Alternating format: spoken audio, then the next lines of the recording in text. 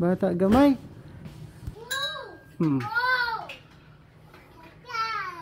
Yaw.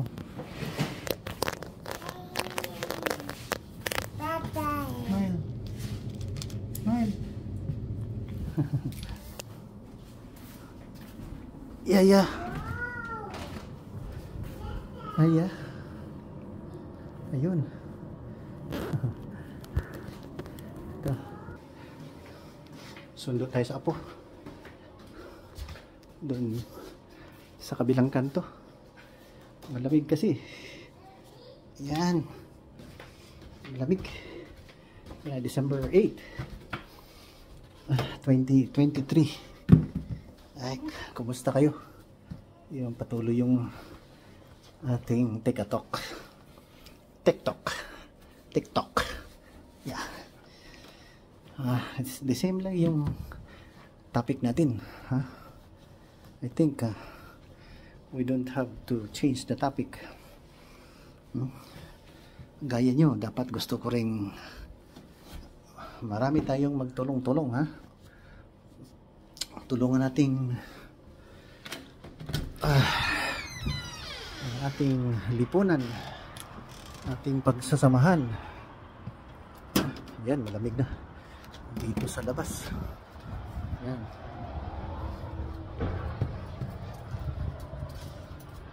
Yan. Yeah, December, winter. Kaya medyo maano talaga, malamig, no? How are you? Kumusta kayo lahat? Magandang oras sa lahat dyan sa inyo sa Pilipinas. Malusog na katawan, di ba? Wala tayong ibang iniisip kundi ang kaligtasan ng lahat, di ba? Ako, pinanganak. Hindi ko naman sinasabi na tatagal ako sa mundo. Kaya sabi ko, pag nung pinanganak ako, nakikita I was so blessed with a good environment, family, kahit na nasa ano lang kami sa doon sa maliit na baryo, ang bayan namin. Isang laid back environment. Wala talagang magandang squirrel. Sinasabing na social na environment. Kaya we were brought up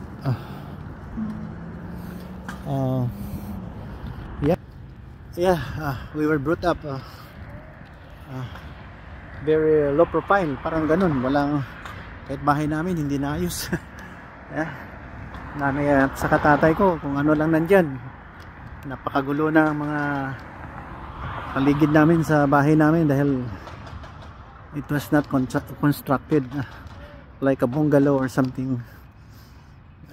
Social na bahay, bodega yun eh. Maraming sako, bigas, palay, mais, kopra,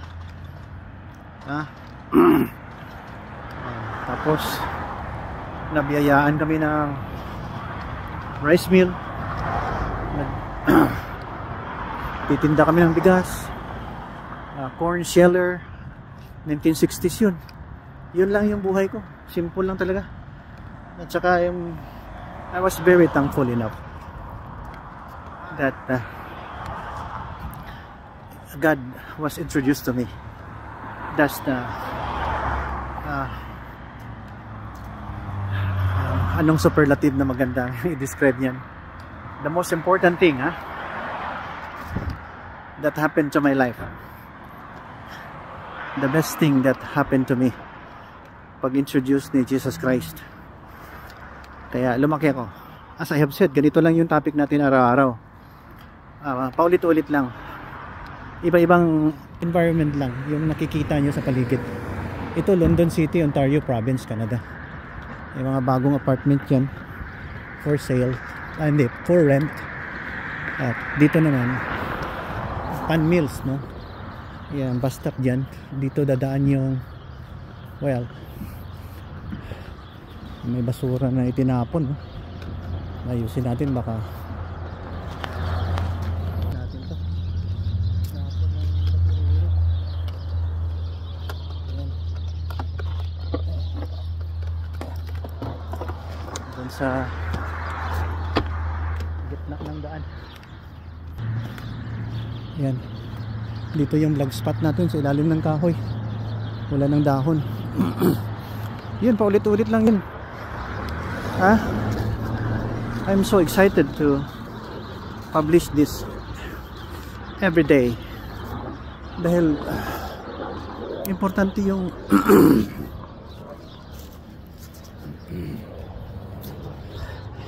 maraming makakaalam na may Panginoon tayo na compassionate, hindi wild,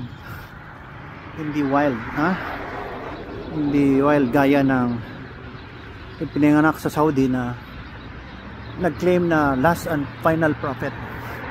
Wala akong question dyan, Chong. Hindi ako bitter, kaya lang nakikita mo naman ang resulta. When I was growing up, I was very curious enough to know what's behind. Bakit magulo ang grupong to? Bakit kinakalaban ang Christian? Ano ba kasalanan ng Christian sa inyo? Naman nauna naman si Jesus Christ. Kaya itong last and final prophet ko, no? At saka mga historian at mga scholars niya gumawa ng libro na patayin ang mga Jews, patayin ang mga apo ni Shem, na mga descendant ni Shem na anak ni Noah. Patayin, ha? Bakit may hate kayo, Chong? Tanong ko nga sa inyo. Huwag kayo magalit sa akin. Don't be dumb enough to accuse me of something wrong. Nandito lang ako para ayus-ayusin tong ating nalalaman, yung ating religious belief, ang jurisprudence. Naniwala naman kayo kay Moses, may 10 commandments, di ba? Naniwala naman kayo na may miracle si Jesus at pinanganak sa virgin. Ano man problema nyo? Bakit kinakalaban nyo kami? Sabihin nyo pa sa amin pag magsabi kami ng masama sa propeta nyo o sinong Diyos nyo. Para kayo mga lasing, hindi kayo makaintindi. Pasigaw-sigaw pa kayo ng alak. Alak nyo ay bar, di ba? Inumin yung bar. Parang wala kayo sa isip, eh. Kaya hindi ako titigil nito hanggat hindi tayo magkakaintindihan. Because our God, yung mga sinasabi niyo sa Biblia, kay Moses, kay Jesus Christ, nakagawa siya ng miracle, propeta nyo, edi wow. Di ba? Isa lang yung ating pinagmulan, ha? Gaya doon sa Abraham, na galing doon sa Mesopotamia, ha? Doon sa Iraq.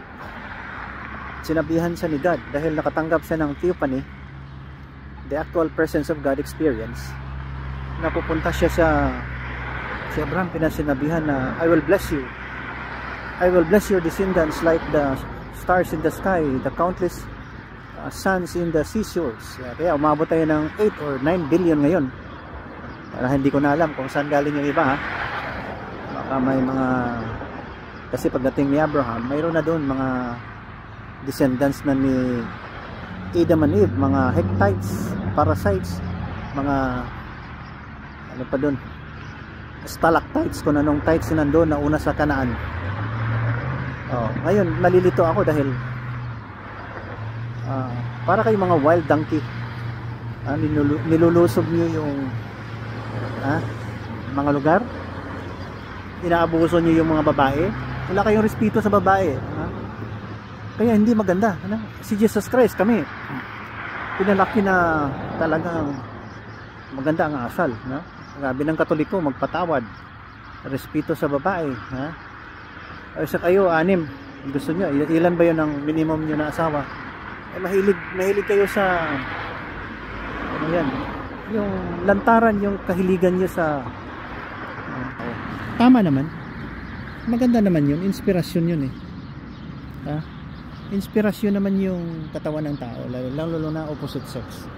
Pero lantaran yung unusual na mga practices nyo, rape, patayin nyo yung mga husband, you conquer a place.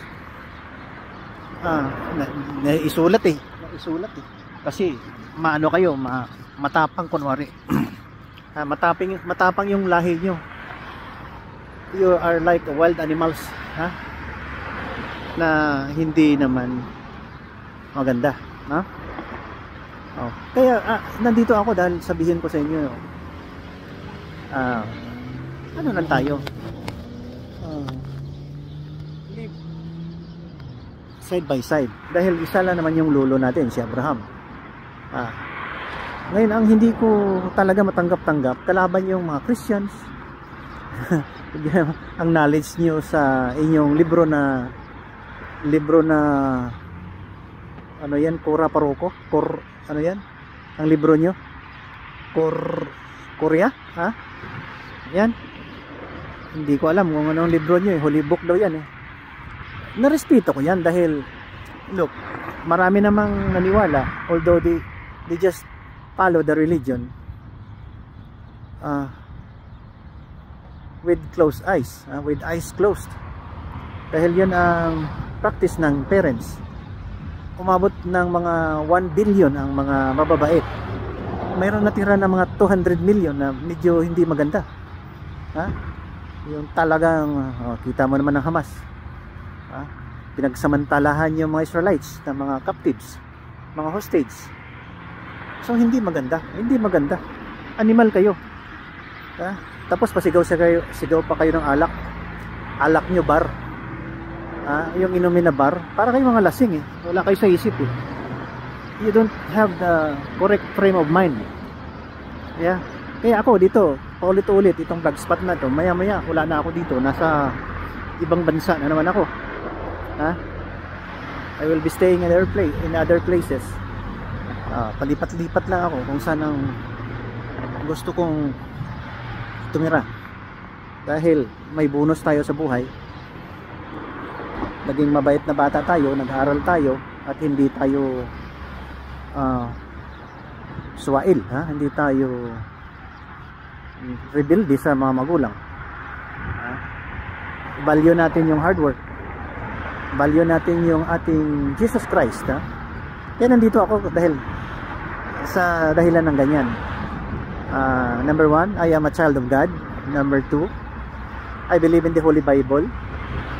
Number 3, I trust and worship Jesus Christ as my God, because He became flesh from God. He is the body of God in human form. See? Kasi sinabi ng God sa mga propeta na bababa ako balang araw, kay Isaiah at saka iba pa dyan, na maging Savior.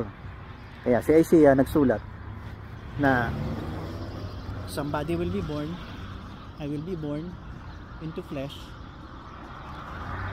magpakatao ako. Yun, after 2,000 years lumabas si Jesus Christ, at ginagaya-gaya naman itong si Prophet Molecule, kung ano-anong nasa isip niya na parang hindi nga marunong. Sa akin, hindi marunong sumulat, sa istorya na lang. So our maybe holy books were based from historian, and I hope na it was made by hands and brain of the Holy Spirit people, guided by the Holy Spirit. So walang question. Okay, taken for granted na wala yan. Can we not just live morally upright, basing from, well, knowledge from the Bible, from your book na Holy Korea, ano yun? Koreano ba yun? O Cora Paroko, na mayroon naman mga jurisprudence na kukuha sa mga aklat na yan. So that's the basis of civilization, yung nakukuha natin sa Holy Bible. Ayan, the oldest book yan. Ginagaya lang, hindi kaya. Di ba? Di ba? Ginagaya, hindi kaya. Ngayon, arrogante pa yung mga bagong kapatid natin, no? Mga pinsan natin yan from Saudi. Totoo yun, pinsan natin yan, anak ni Ismail yan mga apo. Kaya hindi na tayo mag-debate kung sino pa ang mas magaling. Pantay-pantay tayo na apo ni nandiyan na yun. Ayan, susundo din ng kanyang mga anak.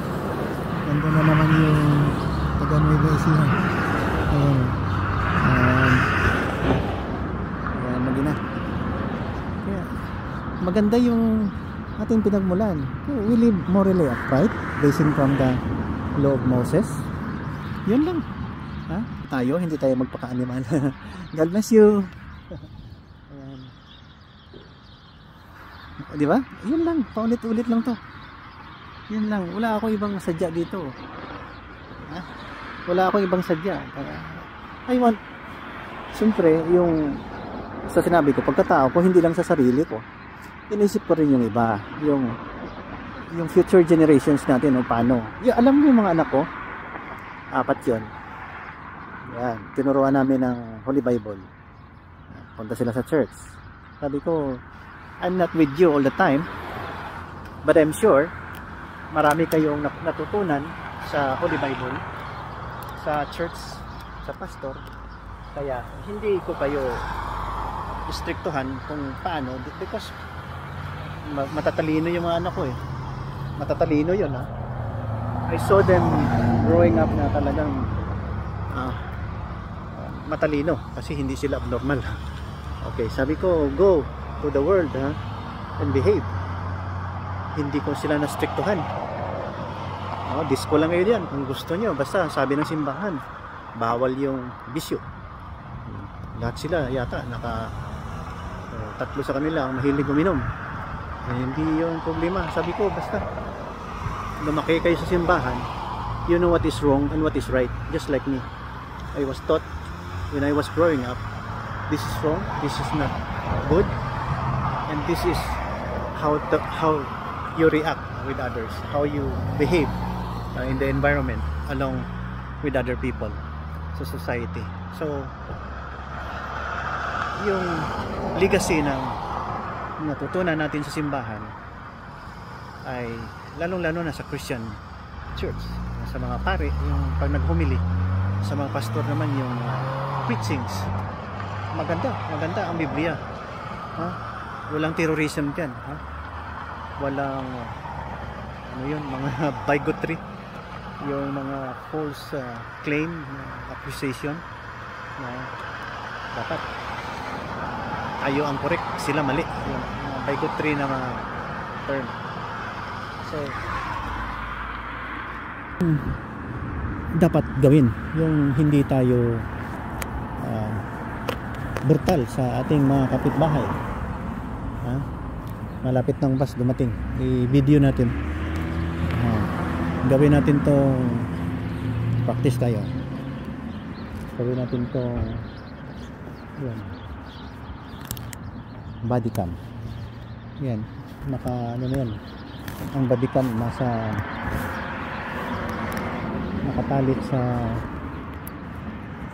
ating leeg. Ayun, nakatali ang body cam sa aking leeg. Ayan po, ayan, hindi na nag-attach yung camera sa aking katawan, pero hindi nag-reverse yung camera. Yung the other day, yung camera, ang katawan ko na-focus dahil na-touch yung screen. Ayan, ayan ang bus, ayan, ayan sa dulo.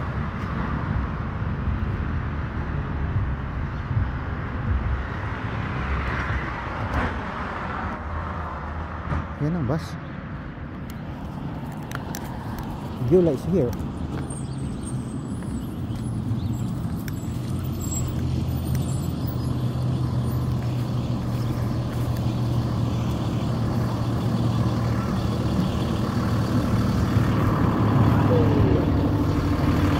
Bless, Papa. We go. Eh.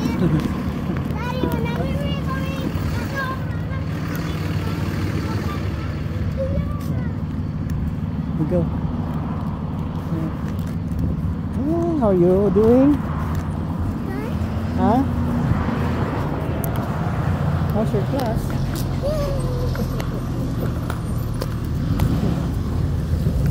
How's your class?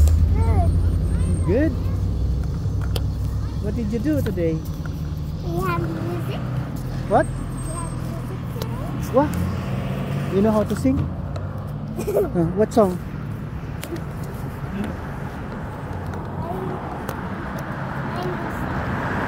Kita mo naman. Kita mo, dapat bata pa i-disiplina yung bata. Bata pa ha.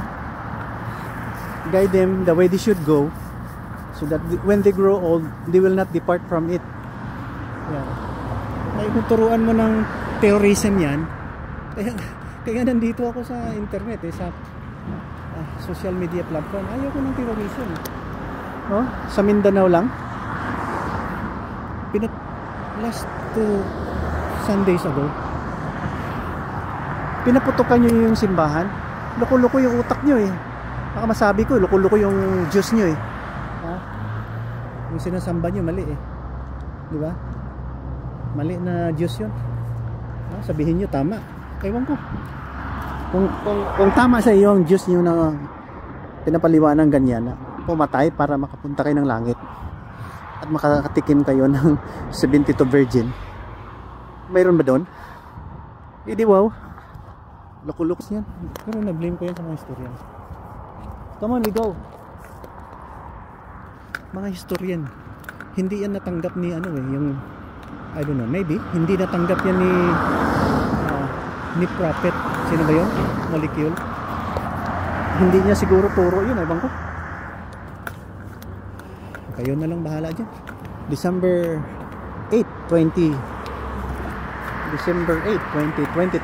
Ayan. Dito na yung apo ko. Babay na. God bless. May the Lord be with you. May the light of God shines upon you and give you peace. In Jesus' name. Amen.